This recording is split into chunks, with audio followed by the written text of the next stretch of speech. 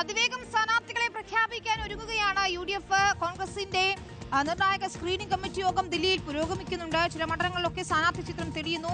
മുസ്ലിം ലീഗിലും ഇതാ സ്ഥാനാർത്ഥികൾ ആരൊക്കെ എന്നതിൽ വ്യക്തത വരികയാണ്. 27 സീറ്റുകളിൽ തന്നെയാണ് ലീഗ് മത്സരിക്കാൻ പോകുന്നതെന്നാണ് ഏറ്റവും ഒടുവിൽ നമുക്ക് ലഭിക്കുന്ന വിവരം. തിരുവമ്പാടി നൽകി പട്ടാമ്പി സീറ്റ് ലീഗ് ഏറ്റെടുത്തേക്കും എന്നാണ് മനസ്സിലാക്കാൻ സാധിക്കുന്നത്. കോങ്ങാട്, ബാലുശ്ശേരി സീറ്റുകൾ വെച്ചുമാറാനും ആലോചനയുണ്ട്. ലീഗിന്റെ ആദ്യഘട്ട സ്ഥാനാർത്ഥി പട്ടികയിൽ ആരൊക്കെയാണ് ആദ്യം ഇപ്പോൾ സ്ഥാനാർത്ഥിത്വം ഉറപ്പിക്കുന്നത് ആരൊക്കെയാണെന്ന് നമുക്ക് നോക്കാം. ഏറ്റവും ശ്രദ്ധേയമായ മത്സരം നടക്കുന്ന ഒരു മണ്ഡലമാണ് മഞ്ചേശ്വരം. അവിടെ സിറ്റിംഗ് MLA AK അഷ്റഫ് തന്നെയാണ് ലീഗിന്റെ സ്ഥാനാർത്ഥിയാകാൻ പോകുന്നത്. നമുക്കറിയാവുന്ന പോലെ 2021 K സുരേന്ദ്രനെതിരെ 745 വോട്ടിന്റെ ഭൂരിപക്ഷമാണ് AK അഷ്റഫ് നേടിയത്. പക്ഷേ വലിയ പ്രവർത്തനങ്ങളിലൂടെ മികച്ച MLA എന്നൊരു പേര് നേടിയെടുക്കാൻ AK അഷ്റഫിന് സാധിച്ചിട്ടുണ്ട്. ഇത്തവണ ഭൂരിപക്ഷം കൂട്ടാനാകുമെന്നതാണ് പ്രതീക്ഷിക്കുന്നത്. ശിരൂരിൽ മണ്ണിടിച്ചിലിൽ കാണാതായ അർജുനെ കണ്ടെത്താൻ വേണ്ടി കർണാടക സർക്കാരുമായൊക്കെ നിരന്തരം ബന്ധപ്പെട്ടുകൊണ്ട് AK അഷ്റഫ് പ്രവർത്തിക്കുന്നത് നമ്മൾ കണ്ടിട്ടുണ്ട്. അർജുന്റെ ജീവിതം പുസ്തകമാക്കാൻ ഒരുങ്ങുകയാണ് ഇപ്പോൾ AK അഷ്റഫ്. ഇത്തവണയും K സുരേന്ദ്രൻ അവിടെ മത്സരിക്കാൻ എത്തിയിട്ടുണ്ട്. CPM-ൽ ചില തർക്കങ്ങളൊക്കെയുണ്ട്. അതുകൊണ്ട് തന്നെ വലിയ വിജയം നേടാനാകുമെന്നാണ് AK അഷ്റഫ് ഇപ്പോൾ പ്രതീക്ഷിക്കുന്നത്. ഇനി നമുക്ക് കുറ്റ്യാടിയിലേക്ക് പോകാം. അവിടെ പാറക്കൽ അബ്ദുള്ളയാണ് അവിടെ സ്ഥാനാർത്ഥിത്വം ഉറപ്പിക്കുന്നത്. CPM-നും മുസ്ലിം ലീഗിനും ഒരുപോലെ സ്വാധീനമുള്ള കുറ്റ്യാടി നിയോജക മണ്ഡലം KK ലതികയിൽ നിന്ന് 2016 പാറക്കൽ അബ്ദുള്ള പിടിച്ചെടുത്തിരുന്നു നമ്മൾ ഓർക്കണം. 2021 പക്ഷേ CPM-ന്റെ KP കുഞ്ഞഹമ്മദ് കുട്ടി മാസ്റ്ററോട് കേവലം 333 വോട്ടിനാണ് പരാജയപ്പെട്ടത്. ഇത്തവണ മണ്ഡലം തിരിച്ചു പിടിക്കാമെന്ന് തന്നെയാണ് പാറക്കൽ അബ്ദുള്ളയുടെ പ്രതീക്ഷ. നമുക്ക് ഏറനാടേക്ക് പോയാൽ അവിടെ PK ബഷീർ ഉറപ്പിക്കുകയാണ്. ഈ ടേമൊക്കെ വെച്ചുകൊണ്ട് PK ബഷീറിന് സ്ഥാനാർത്ഥിത്വം ഉണ്ടാകില്ല എന്ന ആദ്യമൊക്കെ ചർച്ചകൾ ഉണ്ടായിരുന്നെങ്കിലും PK ബഷീറിന്റെ ജനസ്വാധീനം പരിഗണിച്ച് വിജയസാധ്യത പരിഗണിച്ചുകൊണ്ട് ഏറനാട് PK ബഷീറിനെ തന്നെ ഉറപ്പിക്കുന്നു. 2011 രൂപീകരിച്ച മണ്ഡലമാണ്. അവിടെ 3 തെരഞ്ഞെടുപ്പുകളിലും വിജയം PK ബഷീറിനായിരുന്നു എന്നോർക്കണം. മണ്ഡലത്തിൽ മത്സരം ലീഗും CPI-യും തമ്മിലാണ്. മുസ്ലിം ലീഗിന്റെ സംസ്ഥാന സെക്രട്ടറി ആയിരുന്ന സീതി ഹാജിയുടെ മകനാണ് PK ബഷീർ. 1977 MSF-ലൂടെ രാഷ്ട്രീയത്തിലേക്ക് വന്ന അദ്ദേഹം ഇപ്പോൾ വലിയ ജനകീയനാണ്. വയനാട്ടിൽ മുസ്ലിം ലീഗിന്റെ പുനരധിവാസ പദ്ധതിയുടെയൊക്കെ മേൽനോട്ടം വഹിച്ചുകൊണ്ട് കയ്യടി നേടിയിട്ടുണ്ട് PK ബഷീർ അടുത്തിട്ട്. അതുകൊണ്ട് ഏറനാട് PK ബഷീർ തന്നെ ഉറപ്പിക്കുകയാണ്. നമുക്ക് അടുത്ത മണ്ഡലത്തിലേക്ക് പോയത് മഞ്ചേരിയാണ്. മഞ്ചേരിയിൽ അഡ്വക്കേറ്റ് റഹ്മത്തുള്ളയുടെ പേര് ഏതാണ്ട് ഉറപ്പിക്കുകയാണ്. STU-വിന്റെ ദേശീയ പ്രസിഡന്റായിരുന്നു അദ്ദേഹം. CPI നേതാവായിരുന്ന അഡ്വക്കേറ്റ് റഹ്മത്തുള്ള 2011 ലീഗിലെത്തുന്നത്.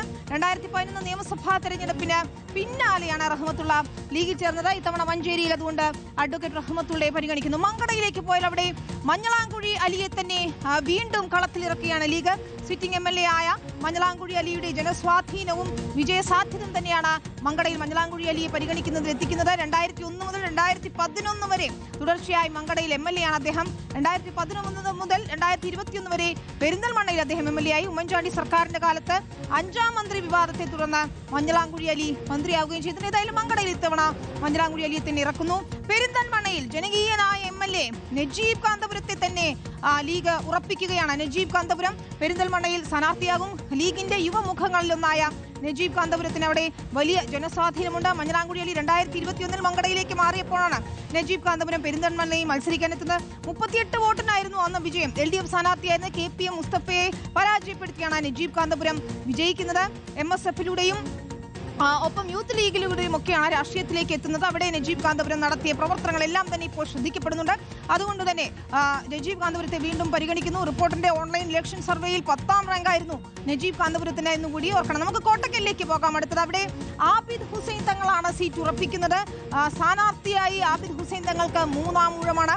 2016 മുതൽ മണ്ഡലത്തിലെ MLA ആണ് ആബിദ് ഹുസൈൻ തങ്ങൾ. 2016 ഭൂരിപക്ഷം എന്ന് പറയുന്നത് 15,042 വോട്ടിന്റെ ഭൂരിപക്ഷമാണ് ആബിദ് ഹുസൈൻ തങ്ങൾക്ക് ലഭിച്ചത്.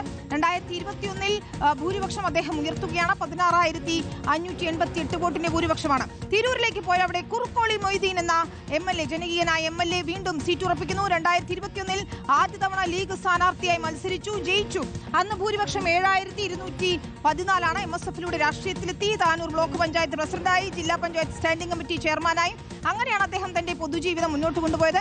2026 ഒഴികെ എല്ലാ തെരഞ്ഞെടുപ്പുകളിലും മുസ്ലിം ലീഗ് സ്ഥാനാർത്ഥികൾ ജയിച്ച മണ്ഡലമാണ് എന്നുകൂടി ഓർക്കണം. ഇനി മണ്ണാർക്കാട് ജനകീയനായ MLA N ഷംസുദ്ദീൻ വീണ്ടും സീറ്റ് ഉറപ്പിക്കുകയാണ്. ഈ ടേം വ്യവസ്ഥയൊക്കെ വരുമ്പോൾ അവിടെ ഷംസുദ്ദീന്റെ പേരിൽ ചെറിയ സംശയമുണ്ടായിരുന്നെങ്കിൽ ഇപ്പോൾ ഷംസുദ്ദീൻ തന്നെ ഉറപ്പിക്കുന്നു. 2011 CPI-യിൽ നിന്ന് സിറ്റിംഗ് സീറ്റ് പിടിച്ചെടുത്തു. 2016-ലും 2021-ലും മണ്ഡലം നിലനിർത്തി. അങ്ങനെ തുടർച്ചയായി വിജയത്തിന്റെ ഒരു റെക്കോർഡ് തന്നെയാണ് ഷംസുദ്ദീനുള്ളത്. 2011 അദ്ദേഹത്തിന്റെ ഭൂരിപക്ഷം 8270 ആയിരുന്നു. 2016 ആയപ്പോഴേക്കും അത് 12325 ഉയർത്തുന്നതാണ് കാണുന്നത്.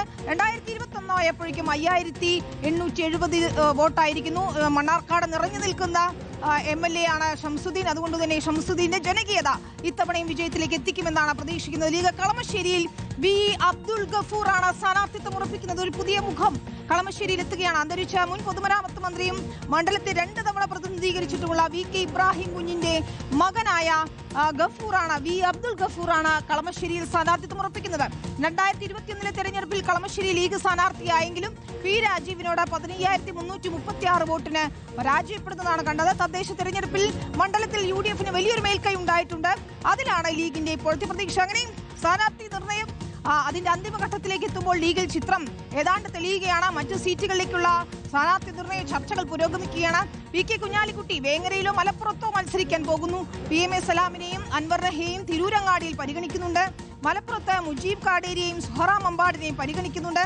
താനൂരിൽ PK നവാസിനെയാണ് പരിഗണിക്കുന്നത്. വള്ളിക്കുന്നിൽ PM സാദിഖ് അലിയോ ഫൈസൽ ബാബുവോ സ്ഥാനാർത്ഥിയാകുമെന്നറിയുന്നു.